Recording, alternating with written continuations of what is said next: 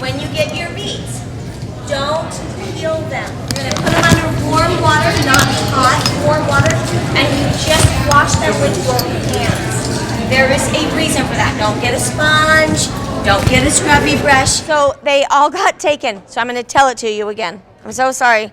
All of my chocolate and all my BEETKVASS recipes, like I printed 100, and anyway, they're all gone. So I'm so sorry about that. But, okay, so it's really easy though, yes? Sorry, I took a picture of somebody else's recipes. Yeah. I can airdrop them or whatever to you as well. That would be so great. Yeah. Yeah, so if you guys have an Apple phone and you open your airdrop for anyone, he can do that. So if you want it sent to your phone. Do we give you our phone number? If you have an iPhone, Yeah. Yes. and maybe a little bit of a technology course real quick. This might be great though, I love it. In your settings, type in airdrop, allow access to everyone, and then you'll see me. Settings. And then there's airdrop. I'll help. Sorry. No, this is actually really good. It's really good. No, you're fine. You're okay. Let's see if we can find airdrop is usually, here, I'm gonna try to get at it this way. Does yours have the side swipe? It does. So then we're gonna push and hold right here, and then here's your airdrop. And we're gonna say everyone for 10 minutes only. Do you know how?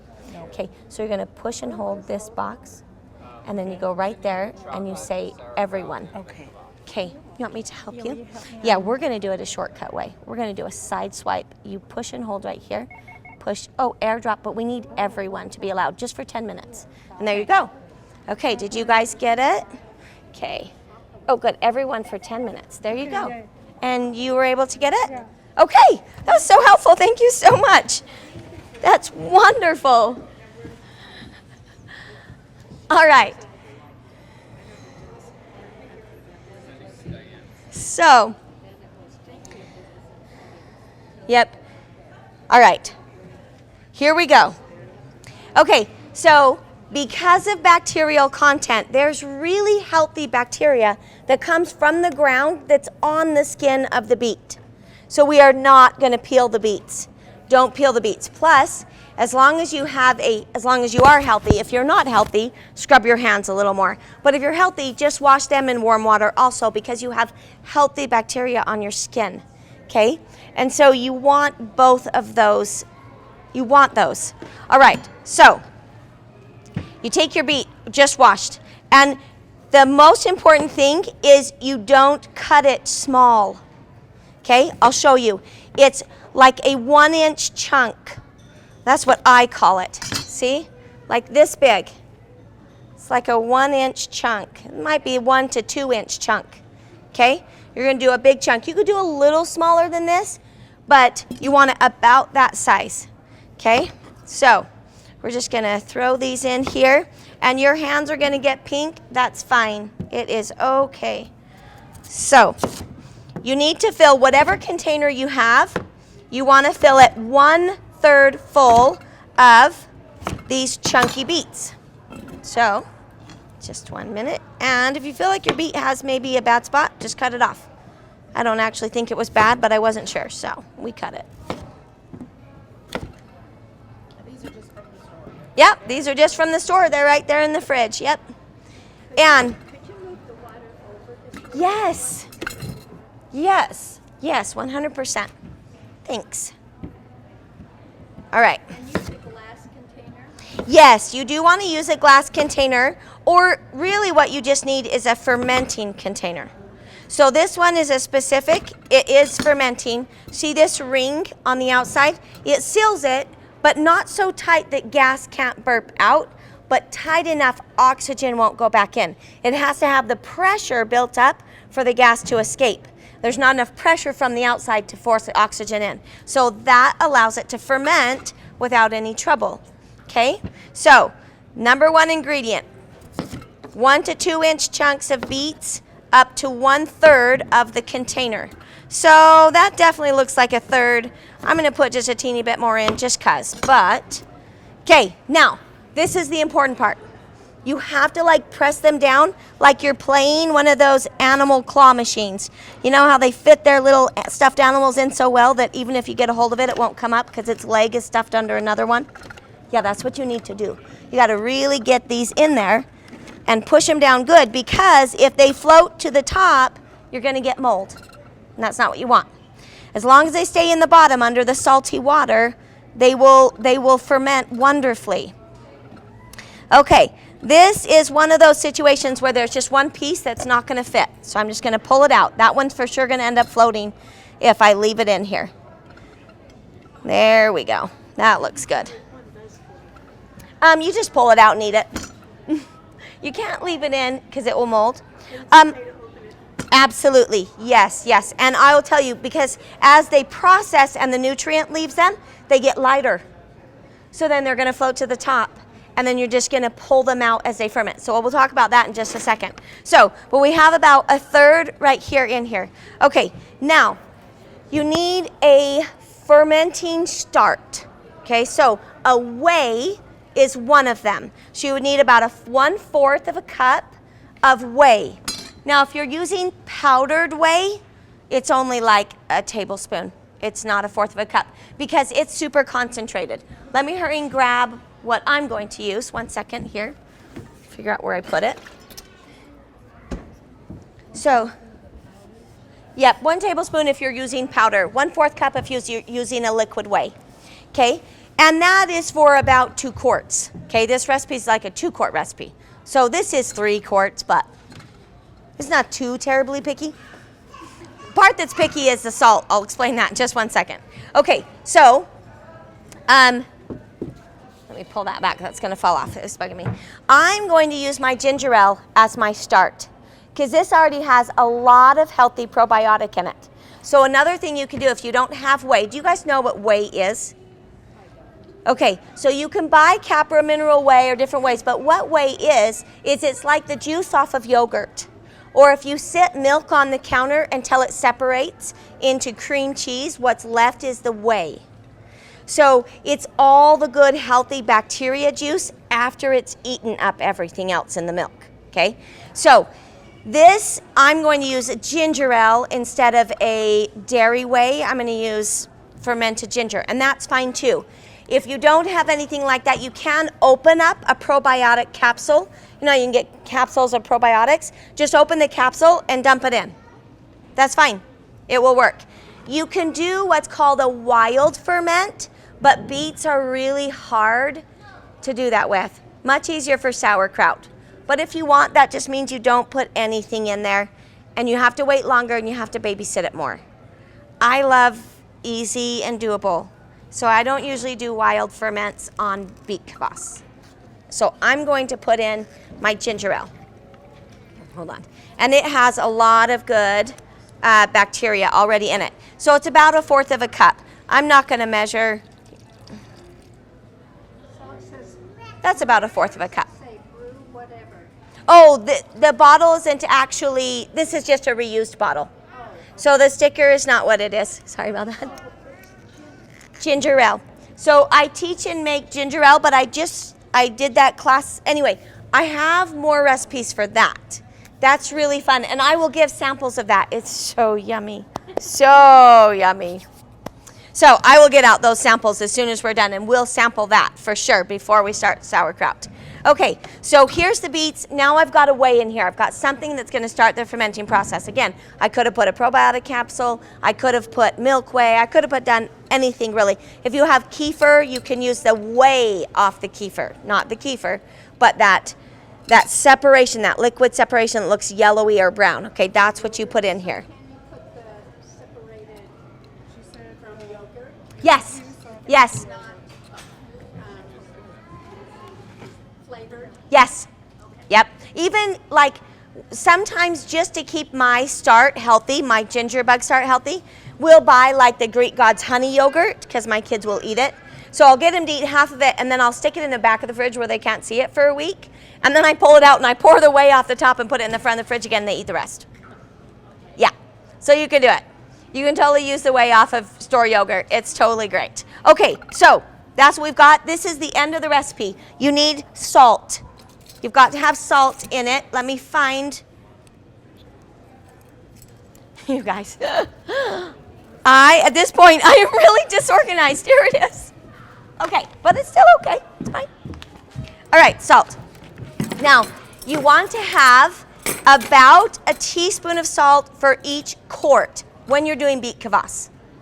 So this is a 3-quart container, or it's 3 liters, but that's close enough to 3 quarts. So I'm going to use 3 teaspoons of salt. Okay? It's not going to be the same for sauerkraut, but that's what it is for BEETKVASS. It's what's called a mild salt brine. Okay? So 1 teaspoon, 2. This does not have to be perfect. 3. Right. Do not use don't use iodized table salt. The problem is there's not enough minerals, and the bacteria need mineral to stay alive and stay healthy. And the whole reason we're doing it, well, it's delicious, but it depends on, some people like it, some people it's not so delicious. The point though is to get new bacteria into our system, and a variety of bacteria. Variety is very important in life, not just like in experiences, but in nutrition too. So, okay, then you have to use the water. The water, this is important. You cannot use water with chlorine. So, if you don't have access to filtered water and you don't want to buy spring water from the store, that's fine. Take your tap water, put it in a container, and set it on the counter for 24 hours, and all the chlorine will gas off. And then you're just fine to use it. So really, honestly, if you struggle with houseplants, that might be your problem. Take your houseplant water, sit it on the counter for 24 hours, then use it to water your plants. They will be much happier. They don't like the chlorine either. So here we go. I'm just going to pour this over the top and see if we get any floaters. There's one frying. I know, huh? Here we go. And those little teeny roots, it's not a big deal. They don't cause any trouble. Okay. Just about right there, about an inch from the top. Now, So far you haven't stirred it. no, and you don't stir it. You don't stir it. The lactic acid thing will do itself and it'll stir itself. Now, the last thing you need to do, so you've done all that, you're done making it as far as the recipe goes, okay? So that's easy. Beets 1/3 full, a 1/4 of a cup of whey, a teaspoon of salt for each quart of water. Well, each quart of your container. Really, there's only like 2 quarts of water in here, right? Because of the beets take up like a quart of space, but still, okay? Then we're just going to clamp this down. Now, the one thing that will go wrong with this is it'll grow mold on the top. So I already told you the one thing you have to pay attention to. Don't let a beet float to the top. If it does, pull it off, eat it, throw it away, whatever. Okay, the beet's not bad. You can just eat it if you like beets. I love beets, so I just eat them. But you can throw it away too, it's fine. Okay, so now you just set this aside. Now in a day, you're gonna notice all these bubbles on the top. They're kind of like dirty bubbles, okay? You just open your thing up, take a little spoon and scoop the bubbles off. And if any pieces have floated to the top, take it out, eat it, or throw it away, okay? Keeping the bubbles off the top will absolutely keep it from molding. For some reason, those little bubbles can mold. So, now, let me tell you something really important. BEETKVASS is different from most fermented foods in the fact that this very specifically cleans the spleen and liver. Like, if you're like, I have spleen or liver problems, this is your best friend and your worst enemy. Because if you drink a lot of it, you're gonna feel really crappy. You're not gonna feel good because your spleen and liver is just gonna dump all the garbage. So, go mild at first, okay? I'm to the point I can easily drink one of these a day. When I started and I had cancer, I needed to start with like 2 to 4 ounces, and I was feeling it. Like my stomach was like, and I was like, ooh, is that okay? It's really noisy. It's fine, it's good, okay? But if your liver or spleen is not having any problem, you can just drink it like a drink. It's an excellent, if you've been outside in the hot, hot weather, you're thirsty, this is amazing. It's salty and cool, and it will just rehydrate you like the best Gatorade you've ever had. Doesn't mean it'll taste like Gatorade. I didn't say that. How do you get that from that? So, yeah, oh, thanks. I do have one more thing to teach. What was I thinking? Okay, so you can see already just today, oh, maybe it's already coloring deeper. This is the one we made this morning, okay? And you can see some of the bubbles coming up. As it ferments, you're gonna leave it on the counter up to like 3 days, 3 to 4 days. You just set this on the counter each day. You open it and scoop off the bubbles. Close it back up. Okay, don't do it often, like once a day, because you expose too much oxygen if you do it too often. So once a day, scoop off the bubbles, put the lid back down. Then in 3 to 4 days, you taste it. If you like how it tastes, like you can tell it has a little fermentation, you can go up to 6 days. Don't go longer than that because this will become alcoholic, okay? So 6 days, really honestly 10 days is safe, but I'm gonna tell you 6 days so that we're really safe. I've never needed to do BEETKVASS longer than 6 days, and it's delicious. And besides, if you go more, it will taste quite vinegary by the time you get to the end. But if you love vinegar, that is okay. Just don't let it go alcoholic. Okay, so when you're done, you just spoon out all the beets. Put them, either eat them, put them in a salad, throw them away, give them to your compost. Then you put this in the fridge and you drink it as you want. And then you're putting that in those bottles. I am. And the reason that I put these in these bottles is because I have a whole bunch of kids. I have 6 kids. They're 25, 24, 22, and 16 and 13. I know that was 5. My son died this last year, so he would be 21 on Wednesday. But so I have a bunch of kids and they love it as much as I do. So if I keep it in these jars, it's just messy. It's just messy. So I just pre-bottle it and they grab it and go. Besides, they also are always taking, really the messy part is, they pour it in their water bottles, they take it to a sports event, they drink it, they come home, they put their water bottle on the counter, and I find it a week later. I don't want to wash it out. It's disgusting by then. So I bottle it in ones that if they go somewhere and they bring it back dirty, I throw it away.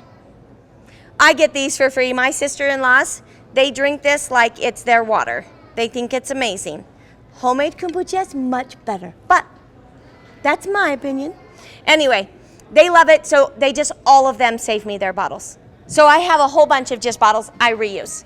And then I don't have to worry, too, if a friend comes over and I give them one or something. So I do rebottle it, but you don't have to. That's for ease and for family use. Beets stain. So Yes. you rebottle it and they're not pouring it into a pot. Yes. All over your Yes. Yes. And it drips on your floor and leaves red everywhere. Or on, yeah. Yeah. Yeah. Or they rebottle it and they spill on it and they put this down. Then they pick it, put it away, and there's a red ring from the bottle. Yes. Bottle it yourself and put it in the fridge in little bottles. You can put it in pint bottles, quart bottles, or well, quart would be kind of the same problem, but whatever size bottle you're going to drink. Okay? How long does it?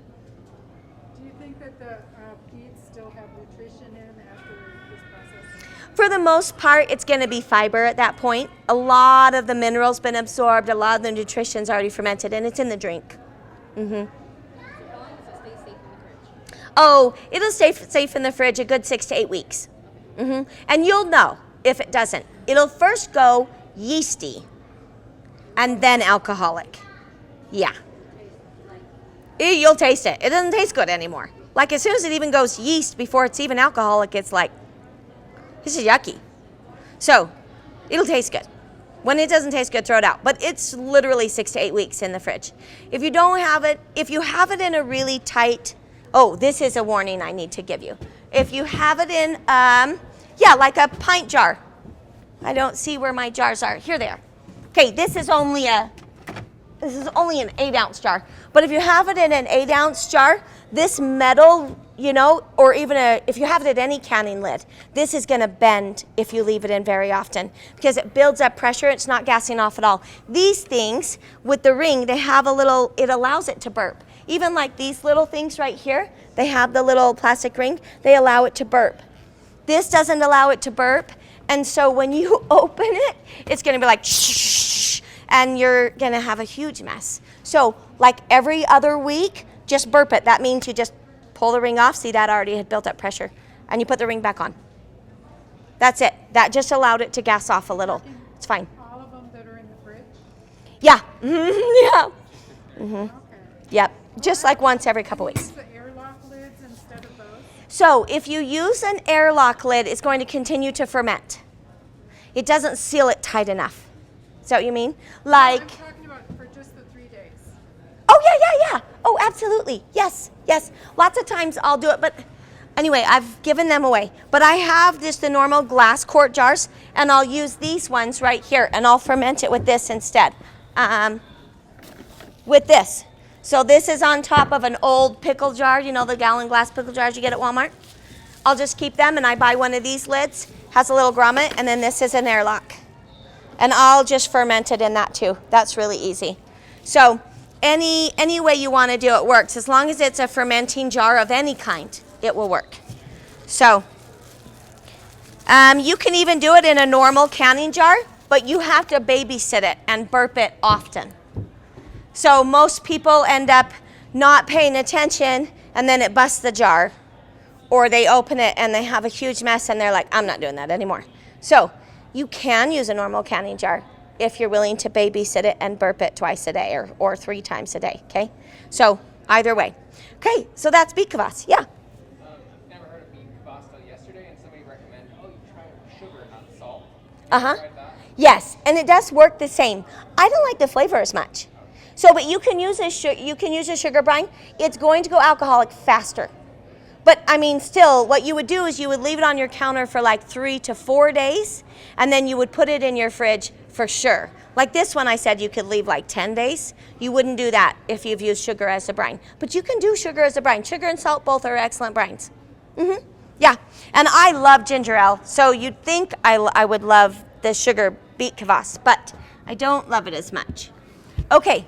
So what were you going to give us a paper on ginger ale or something? Yes, I'm going to grab it, and I'm going to give you a taste tester.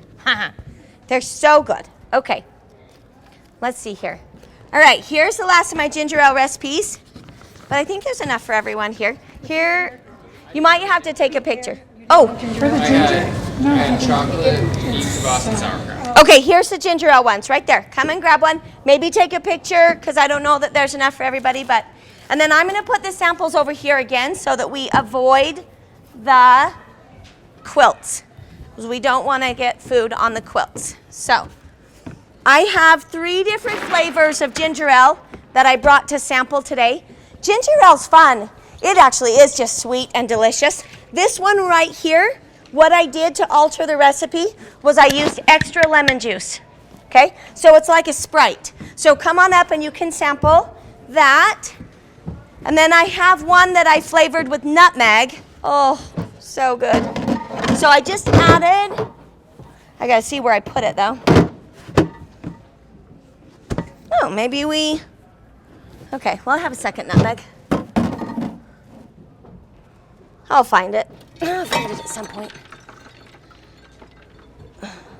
Oh, I sold it. I remember where it went. Okay, this one I put a teaspoon of nutmeg in. So it has just a little bit different flavor. It's really good. Okay. Let me see though if I can get it open. Do we have a strong guy? You think you can open it? What if we work together on it? Do it. See, you could do it. I foot zone by profession, and my hands have become like just different because of it. What's that? You throw the beets away and just keep the juice? Or you can, yeah, you just keep the juice. You can throw the beets away, or you can put them in your garden, or you can eat them. So just use this to dish it, you guys, okay? So there you go. And then when you're done, just put it in the lid. I had a measuring cup, but I don't know where I put it for dishing, but a small one? Oh, I need, this will work better though. Here, will that fit? Oh, here we go. You guys can dish with that. That's easier. Okay, yes. And then normal ginger ale, which has more ginger in it, I'll grab it.